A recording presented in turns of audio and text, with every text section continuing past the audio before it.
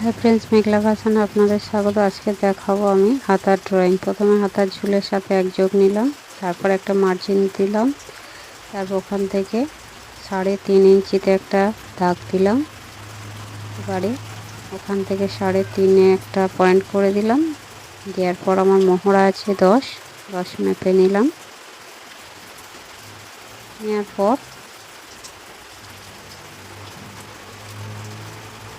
ওখান থেকে 1.5 ইঞ্চিতে একটা মার্ক করে দেব।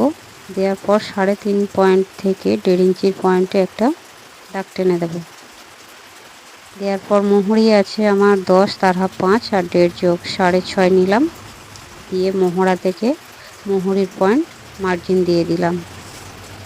এরপরে ওখানে আমি একটু 1/2 ইঞ্চি শেপ দিয়ে দিলাম। দেওয়ার পর এবারে তালপাতের শেপ দিয়ে দিলাম। যদি ভালো